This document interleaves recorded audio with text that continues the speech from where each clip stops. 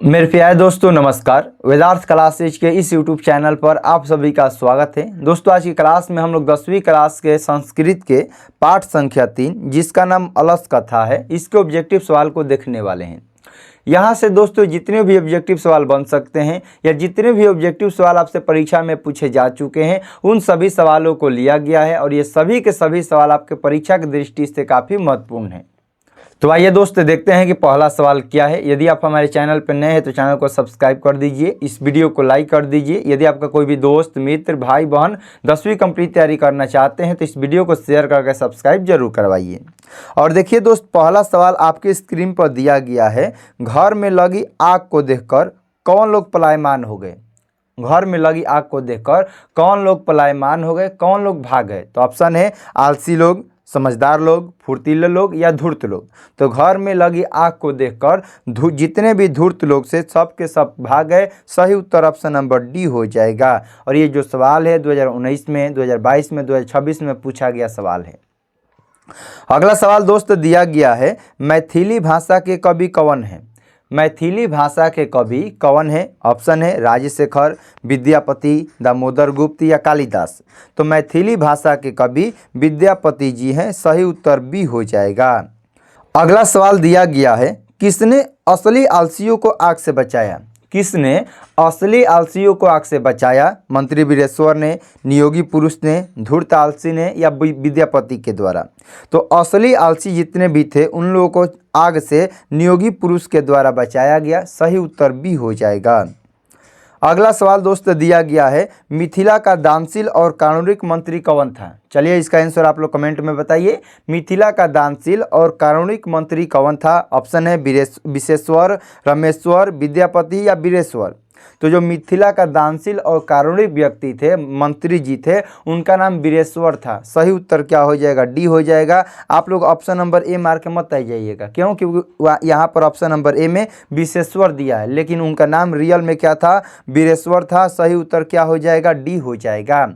अगला सवाल दोस्त देखिए क्या दिया गया है, अलस कथा पाठ में अहो कथमयम कोलाहल किसकी उक्ति है? और ये जो सवाल है 4 बार पूछा गया सवाल है, 2021 में, 24 में, 25 में और 2026 में। तो ऐसे सवाल को आपको जरूर से ज़रूर याद रखना है। तो सवाल में क्या है, अलस कथा पाठ में अहो कथमयम कोलाहल यह किसकी उक्ति है? पहला आलसी, दूसरा आलसी, तीसरा आलसी या चौथा आलसी? सबसे पहले तो हमको जानकारी होना चाहिए कि अहो कथमयम कोलाहल का अर्थ क्या होता है। इसका अर्थ होता है अरे यह हाला कैसा, अरे यह हाला कैसा। यह किसके द्वारा कहा गया है? तो प्रथम आलसी के द्वारा कहा गया है अरे यह हाला कैसा, अहो कथमयम कोलाहल। यह प्रथम आलसी के द्वारा कहा गया है। सही उत्तर ऑप्शन नंबर ए हो जाएगा।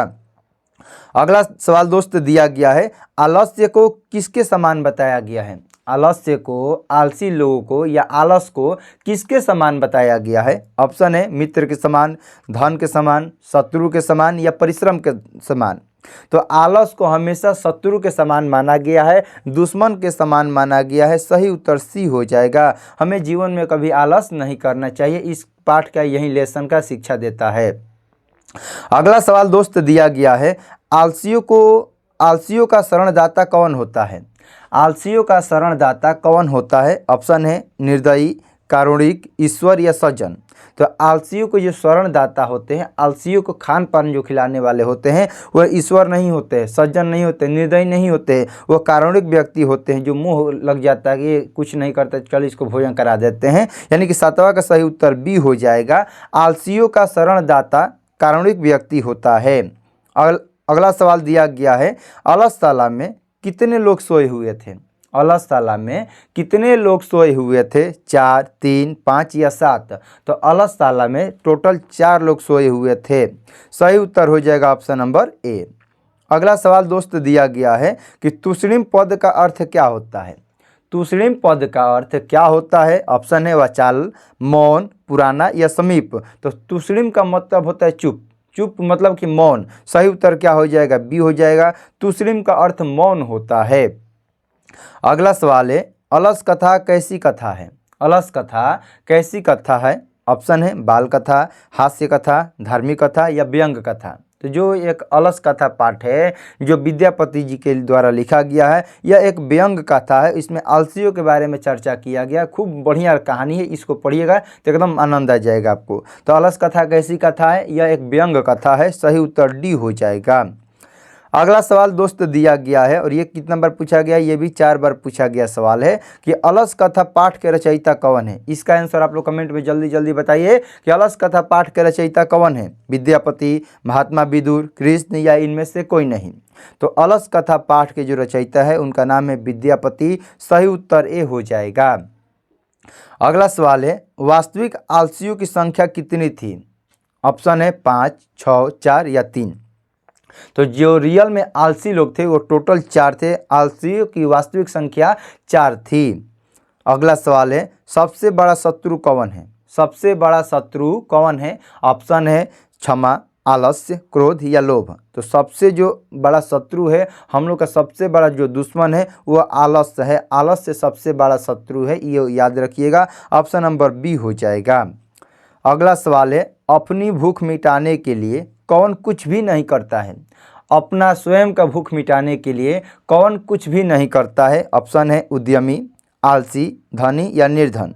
तो अपनी भूख मिटाने के लिए आलसी लोग कुछ भी नहीं करते हैं। उनको भूखा ही रहना पड़े उससे कोई फर्क नहीं पड़ता है, लेकिन वो काम धाम कुछ नहीं करेंगे। सही उत्तर क्या हो जाएगा? बी हो जाएगा। अगला सवाल दोस्त दिया गया है नीतिकार आलस्य को क्या मानते हैं? नीतिकार आलस्य को क्या मानते हैं? तो सही ऑप्शन हो जाएगा गुण, शत्रु, मित्र या धर्म। तो नीतिकार आलस्य को आप लोग बार बार पढ़ रहे हैं। नीतिकार जो है आलस्य को अपना शत्रु मानते हैं। सही उत्तर बी हो जाएगा। अगला सवाल दोस्त दिया गया है कि अलस कथा पाठ किस ग्रंथ से संग्रहित है?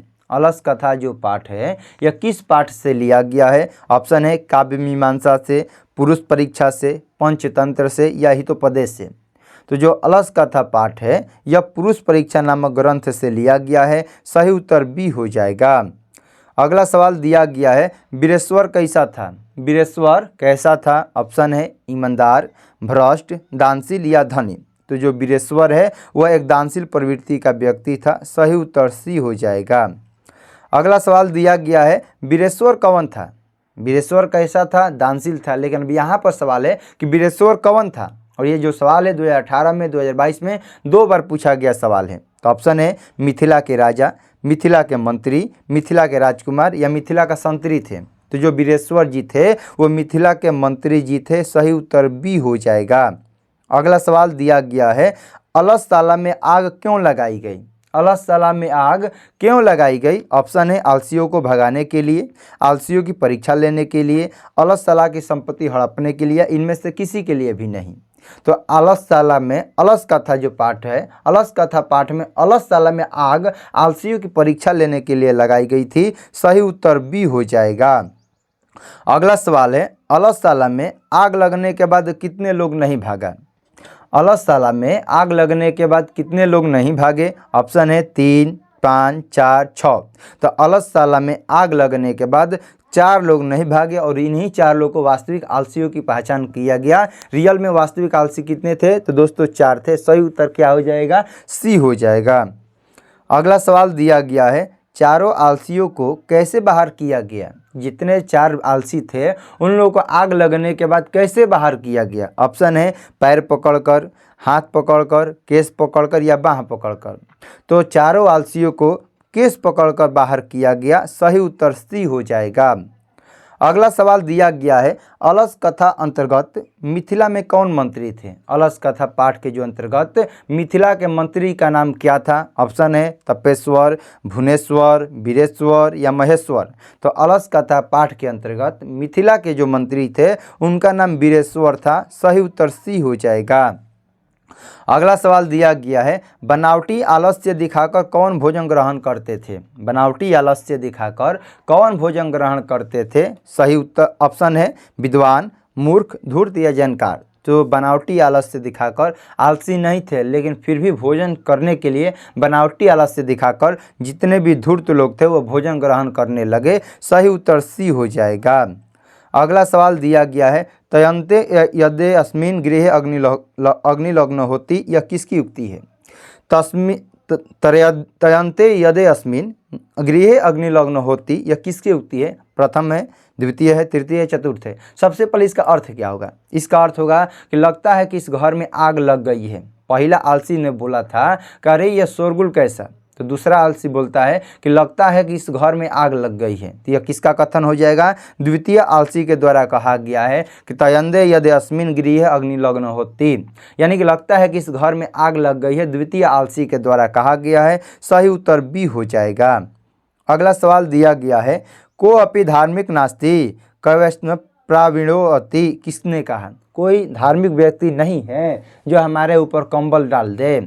तीसरा का देखिए, पहला व्यक्ति के द्वारा बोला गया कि अरे ये शोरगुल कैसा, तो दूसरा आलसी बोलता है कि लगता है कि इस घर में आग लग गई है, जबकि तीसरा बोलता है कि कोई धार्मिक व्यक्ति नहीं है जो हमारे ऊपर कंबल से ढक सके। तो ये जो को अपि धार्मिक नास्तिक जो लाइन है, यह किनके द्वारा कहा गया? तो तीसरा आलसी के द्वारा कहा गया। कोई भी ऐसा धार्मिक नहीं है जो हमें कंबल से ढक सके। सही उत्तर सी हो जाएगा। अगला सवाल दिया गया है, अलसशाला में आग किसने लगाई? अलसशाला में आग किसने लगाई? ऑप्शन है, आलसियों ने, मंत्री वीरेश्वर ने, अलसशाला के कर्मचारियों ने या विद्यापति ने। तो अलसशाला में आग अलसशाला के कर्मचारियों के द्वारा लगाया गया। सही उत्तर सी हो जाएगा। अगला सवाल है, अलसशाला में आग कब लगाई गई? अलसशाला में आग कब लगाई गई? ऑप्शन है, रात में, दिन में, जब सब सो रहे थे या जब सब भोजन कर रहे थे। तो जब सब सो रहे थे उसी समय आग लगाया गया। सही उत्तर हो जाएगा सी। अगला सवाल है, अरे वचाला कति वचनानु वकंतु शक्नुत, यह किसकी उक्ति है? अरे वचाला कितना बक बक बोलते हो, तुम सबको सो नहीं जाता, यानी कि चौथा के द्वारा बोला गया है। ये चौथे आलसी के द्वारा बोला गया है कि अरे वचाला कितना बक बक करते हो, चुपचाप सो जाओ। ये चौथे आलसी के द्वारा कहा गया है। सही उत्तर हो जाएगा ऑप्शन नंबर ए। अगला सवाल है, वीरेश्वर कहाँ का मंत्री था? वीरेश्वर कहाँ का मंत्री था? ऑप्शन है, मगध, कानेकुब्ज, अवंती या मिथिला। तो जो वीरेश्वर जी हैं, मंत्री जी हैं, वो मिथिला के मंत्री थे। सही उत्तर हो जाएगा ऑप्शन नंबर डी, मिथिला के मंत्री का नाम वीरेश्वर था। अगला सवाल है, वीरेश्वर कैसा मंत्री था? जो वीरेश्वर जी मिथिला के मंत्री हैं वो कैसे व्यक्ति थे? दयालु थे, ईमानदार थे, क्रूर थे या दुष्ट थे? ईमानदार थे कि नहीं थे उससे कोई मतलब नहीं है, क्योंकि सवाल किताब में ऐसा नहीं लिखा है, लेकिन वे दयालु प्रवृत्ति के थे, ये किताब में दिया गया है। सही उत्तर हो जाएगा ऑप्शन नंबर ए। आप लोग ईमानदार टिक मार के मत जाइएगा, क्योंकि किताब में कहीं भी ईमानदार शब्द के बारे में चर्चा नहीं किया गया है, बस कहा गया कि वे दयालु प्रवृत्ति के थे। अगला सवाल दिया गया है कि अलसशाला में आग क्यों लगाई गई? अलसशाला में आग क्यों लगाई गई? तो ऑप्शन है असली आलसियों को चिन्हित करने के लिए, आलसियों को भगाने के लिए, आलसियों को जगाने के लिए या अलसशाला का कम खर्च करने के लिए। तो अलसशाला में आग इसलिए लगाई गई क्योंकि असली आलसी की पहचान हो सके, यानी कि असली आलसियों को चिन्हित करने के लिए। सही उत्तर हो जाएगा ऑप्शन नंबर ए। अगला सवाल है, पुरुष परीक्षा क्या शिक्षा देती है?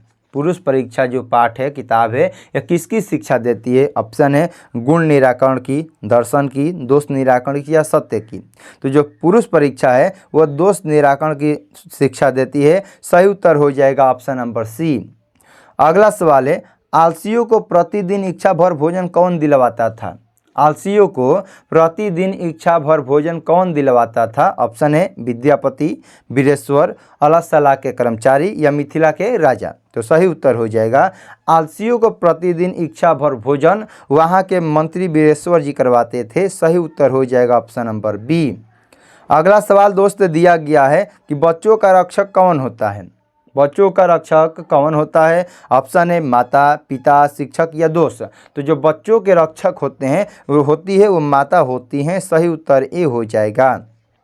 इसमें लगभग टोटल 40 ऑब्जेक्टिव सवाल है। हमने 34 देख लिया और 5-6 बाकी है, ध्यान से देखते रहिए। अरे वचाला कितना बोलते हो, यह किस पुरुष का कथन है?